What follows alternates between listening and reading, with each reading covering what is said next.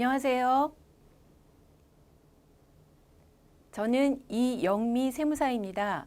지금부터 세무사랑 프로를 활용한 2020년 기속 부가가치세 신고 실무 강의를 시작하겠습니다. 신고를 몇 번 해보신 분들은 아시겠지만 부가세 신고는 소득세나 법인세 신고에 비해서 복잡하거나 어렵지 않습니다. 그래서 신고를 처음 해보는 분들도 조금만 공부하면 누구든지 부가세 신고를 쉽게 따라오실 수가 있습니다. 그러니까 부담 갖지 마시고 편안한 마음으로 강의를 잘 따라오시기 바랍니다.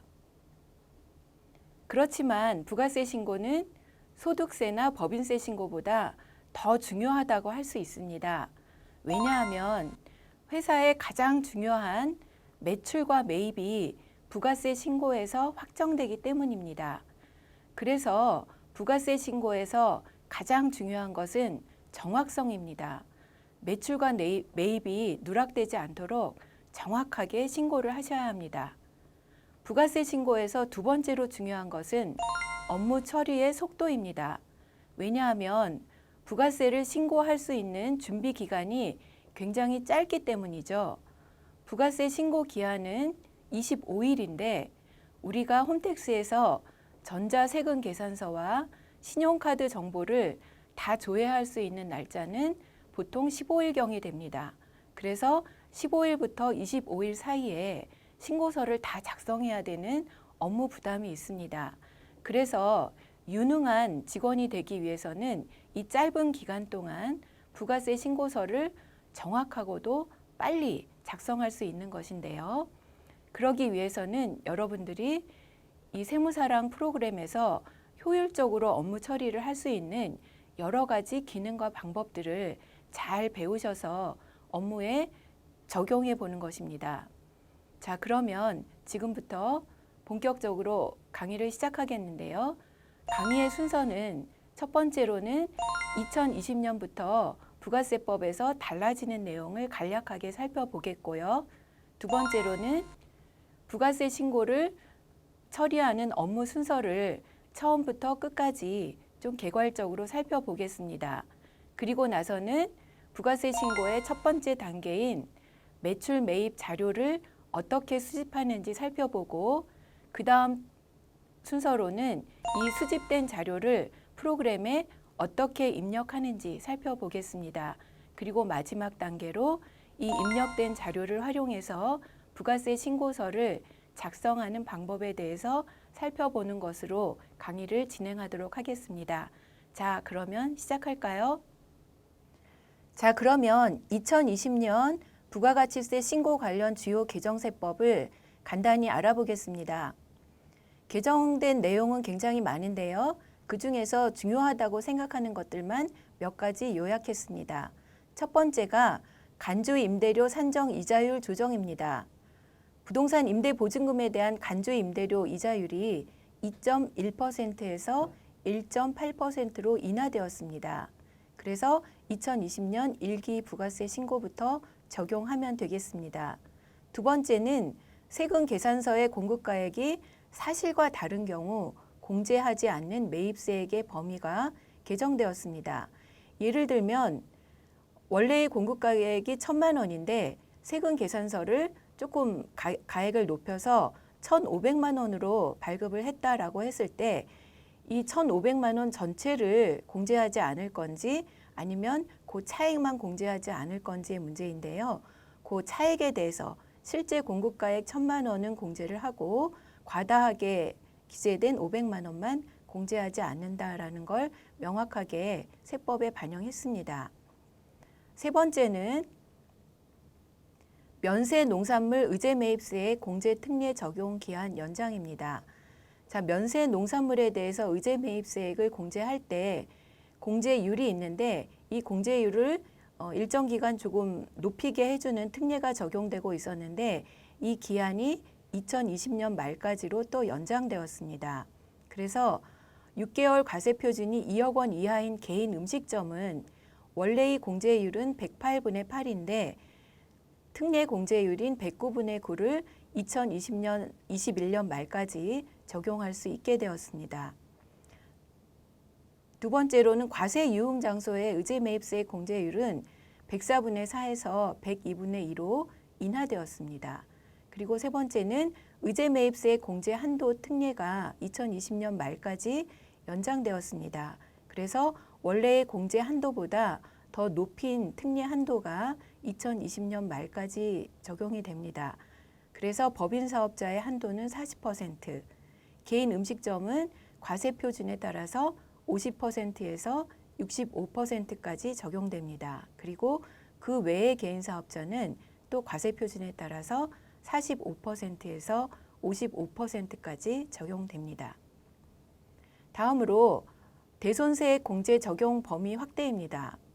기존에는 대손세액 공제를 받기 위해서는 공급일로부터 5년 이내에 대손이 확정되어야 되었는데요. 5년이 지나서 대손이 확정되는 경우가 많다 보니까 이를 구제하기 위해서 공급일로부터 10년 이내로 연장되었습니다. 다음으로 5번 예정고지 대상의 영세 법인 사업자가 추가되었습니다. 이 부분은 2020년이 아니라 2021년부터 적용되는 건데요. 예정고지 대상이 예전에는 개인 사업자만 적용이 됐었는데 이제 2021년부터는 직전 과세기간 과세표준이 1억 5천만 원 미만인 영세 법인 사업자를 추가했습니다. 그래서 우리가 2021년에 법인세 법인들의 예정 신고를 할 때에는 이 과세표준이 1억 5천만 원 미만인 법인은 제외해도 되겠습니다. 다음으로 좀 중요한 개정사항인데요. 소규모 개인 사업자에 대한 부가가치세 감면 조항이 신설되었습니다.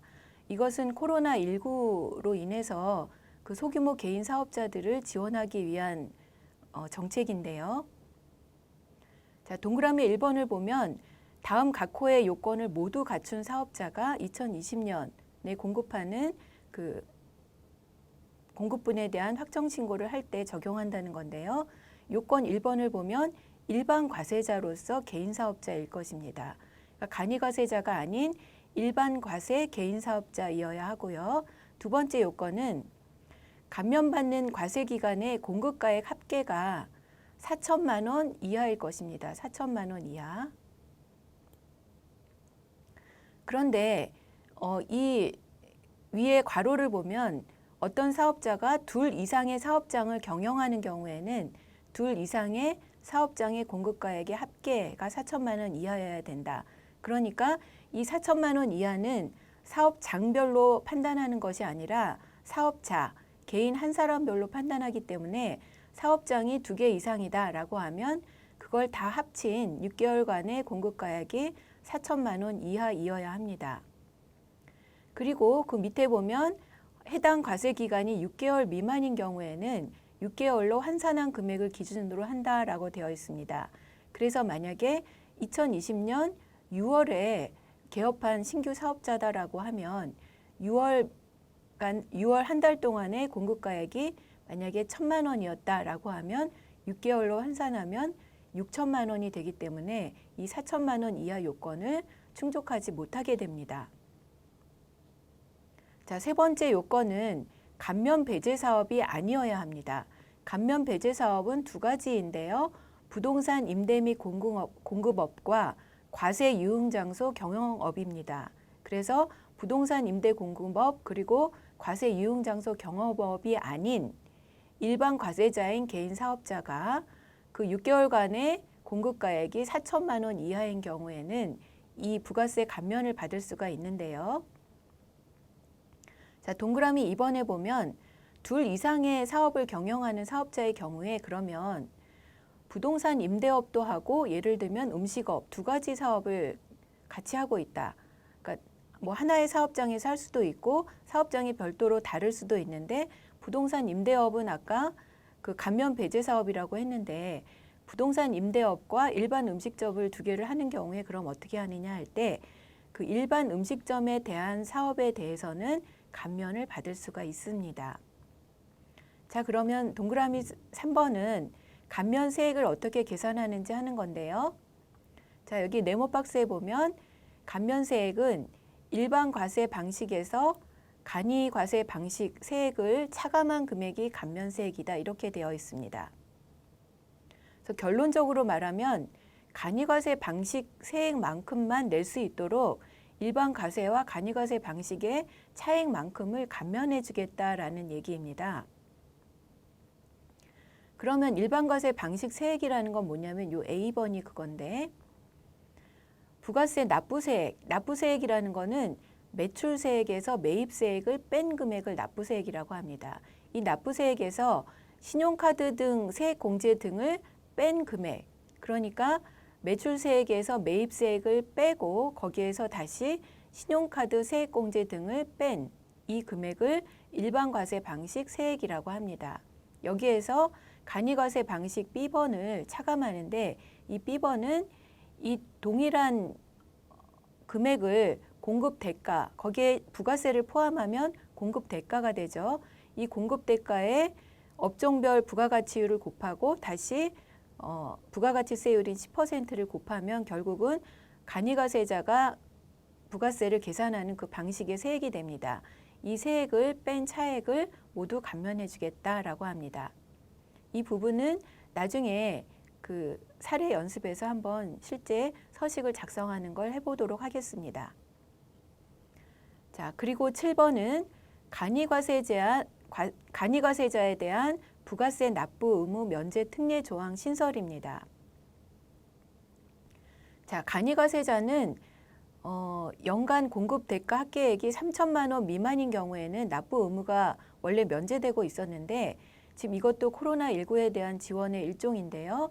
자, 그 금액을 높였습니다. 그래서 4,800만 원 미만인 경우에는 간이과세자에 대해서 부가세 납부 의무를 면제해 주겠다라는 건데요.